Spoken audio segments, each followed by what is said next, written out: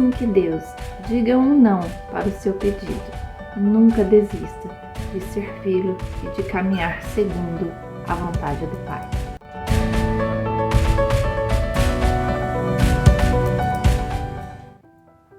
Seja bem-vindo em mais um Devocional Palavra que Transforma. Estamos no tema O Perfeito Não de Deus. Hoje, o último dia desta série de reflexões e que o Senhor tem nos ensinado quando é que Ele nos concede o não.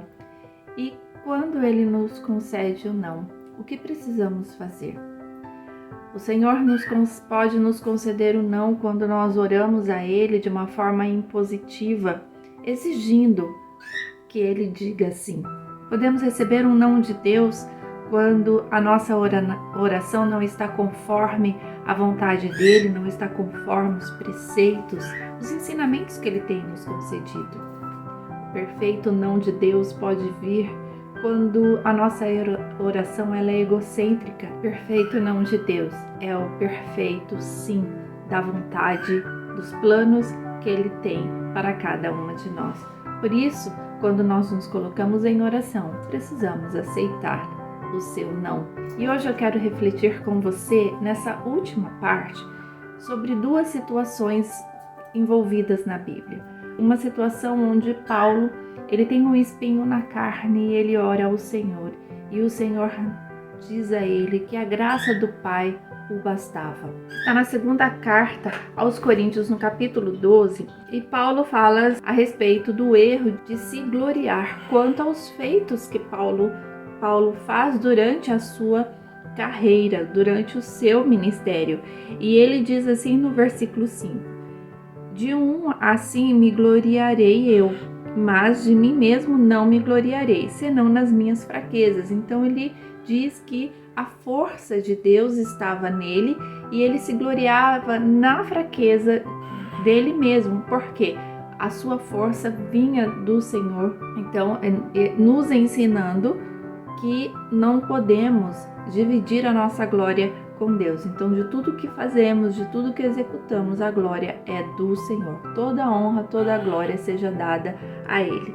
E ele continua no versículo 7, dizendo assim: e para que me não exaltasse pela excelência das revelações, foi-me dado um espinho na carne, a saber, um mensageiro de Satanás, para me esbofetear, a fim de não me exaltar. Não deixa claro qual era este espinho na carne que Paulo tinha, mas ele tinha consciência do motivo, a fim dele não se exaltar de toda a excelência do trabalho que ele executava segundo a vontade de Deus, segundo a direção que o Espírito Santo concedia a ele para falar aos gentios sobre a palavra de Deus. Então ele fala sobre esse espinho na carne. E no versículo 8 ele diz sobre um pedido que ele fez a respeito deste assunto, ou seja, do espinho, daquilo que nos incomoda, daquilo que nos aflige, que nos decepciona, que nos faz entristecidas. E ele diz assim no versículo 8: acerca do qual 3 vezes orei ao Senhor para que se desviasse de mim, e disse-me: a minha graça te basta, porque o meu poder se aperfeiçoa na fraqueza. De boa vontade, pois, me gloriarei nas minhas fraquezas, para que em mim habite o poder de Cristo.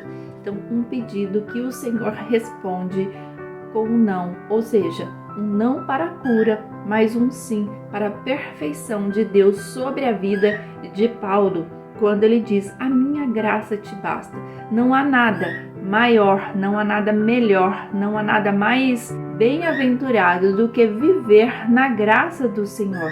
Nós ansiamos por coisas e por ações e resultados sobre a nossa vida, olhando com uma visão limitada, com uma visão de prazeres momentâneos. E o Senhor nos diz que quando o não dele representa a sua graça sobre a nossa vida. E precisamos ser bem-aventuradas nessa questão, porque no versículo 10 ele diz assim: pelo que sinto prazer nas fraquezas, nas injúrias, nas necessidades, nas perseguições, nas angústias. Por quê? Por amor de Cristo, porque quando estou fraco, então sou forte. E o Senhor diz que no meio dessa situação, Ele te fortalece e te faz crescer. Quando recebemos um não de Deus daquilo que desejamos que aconteça, o Senhor diz a nós: você se fortalecerá na força do Senhor, porque a graça dele te basta. Ele te fará melhor, Ele te fará crescer diante da situação do qual você vive hoje. Ela poderá passar? Sim, poderá passar. No caso de Paulo, não passou. Ele viveu com esse espinho na carne. A sua situação pode sim passar se estiver no plano perfeito de Deus. Precisamos então constante oração, persistência em oração a Deus, conhecendo a Deus através da palavra, para identificarmos se aquele espinho na carne poderá passar ou não. E se não passar, o que eu faço? Paro? Desisto? Não, porque a graça dele me basta, mesmo com dores, mesmo com algumas decepções, mesmo com momentos de tristeza. Você diz: eu continuarei, porque eu estou no Senhor, porque eu me aperfeiçoo no seu amor e a graça do Pai basta na minha vida. Isso é um exercício de fé. Por isso eu preciso pedir a Deus: Senhor, aumente a fé no meu coração, aumente o amor no meu coração, a paciência, a benignidade, a longanimidade. Eu preciso viver segundo o fruto do Espírito para que eu consiga caminhar na tua graça. Sozinha não conseguimos, precisamos pedir a Deus. E uma outra questão do tempo de resposta do sim do Senhor para em algumas situações da nossa vida. Pode se assemelhar com a vida de Marta, Maria e Lázaro, quando Lázaro morre e o pedido de socorro chega até Jesus, e Jesus amava essa família, como ama a minha família, ama a tua família, mas Jesus diz: ainda não é tempo de chegar até a causa desta família. E no momento o Senhor diz aos discípulos: Lázaro está morto. E tem ali um diálogo com os seus discípulos, é uma história de muitas revelações. Precisaríamos de uma série de reflexões sobre este assunto. Mas hoje, o que Deus quer chamar a nossa atenção é que nem sempre o nosso pedido será respondido como um sim naquele momento que você considera que é um momento crucial para a decisão de algo. Tipo, se o Senhor não chegar neste momento, tudo estará acabado. E no caso de Marta, Maria e Lázaro, o Senhor não chegou no momento essencial para que Lázaro vivesse, porque as duas, tanto Marta quanto Maria, quando encontram Jesus e Lázaro já estava morto, as duas falam com Jesus: se o Senhor estivesse aqui, o nosso irmão não teria morrido. E o Senhor ali então tem um diálogo com estas mulheres, dizendo que se elas crerem, a glória do Senhor seria evidenciada neste assunto sobre a morte de Lázaro, irmão dessas duas mulheres. E elas dizem que creem em Jesus e reconhecem Jesus como aquele que traria a ressurreição no último dia. Então elas falavam da eternidade, mas o Senhor estava falando daquele momento. Se elas acreditavam que algo poderia acontecer, mesmo numa percepção humana de que tudo estava acabado, ou seja, de que não há mais solução para uma determinada situação.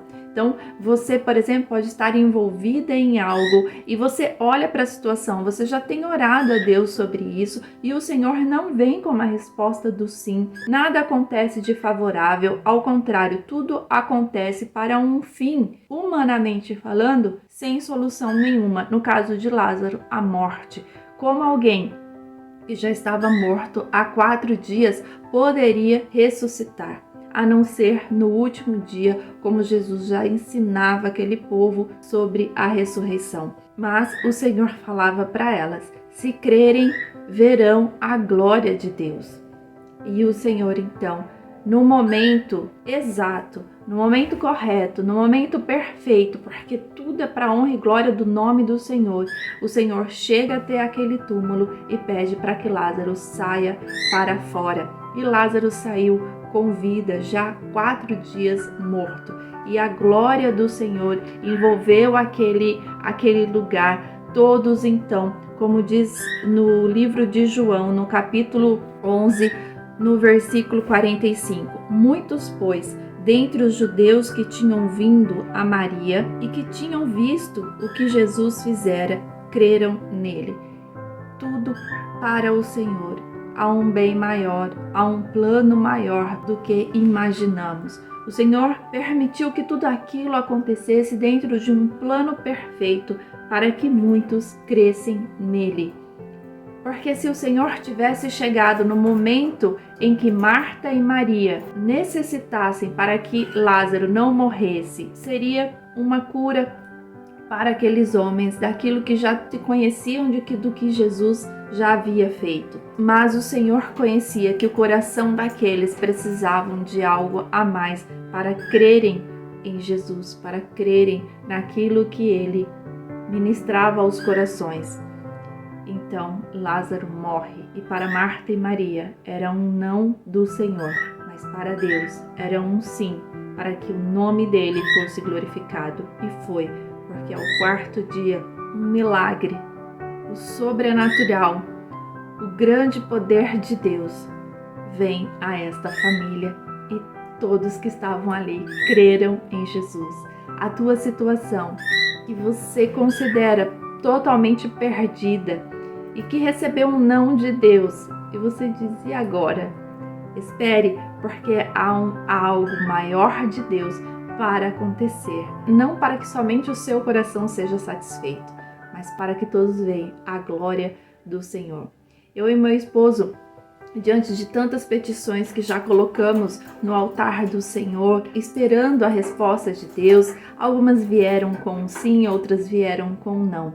E certa vez um não veio. E aquela resposta deixou o nosso coração acelerado no sentido de: mas como, Senhor? Como esse não veio? Imaginávamos que seria um sim. E o Senhor diz: a minha graça basta. Tudo que eu faço é para a honra e glória do meu nome, porque há algo maior do que aquilo que vocês pediram. Então, espere no Senhor a resposta.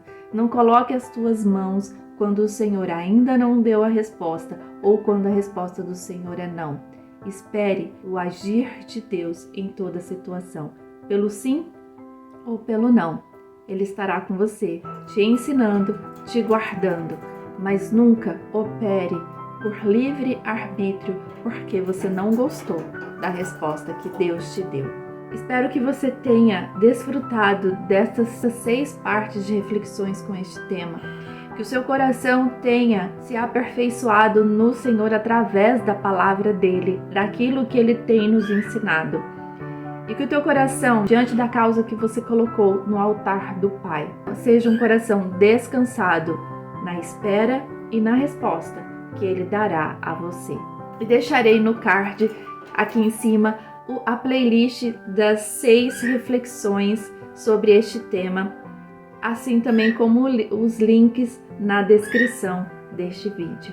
Que Deus te abençoe em nome de Jesus. Amém.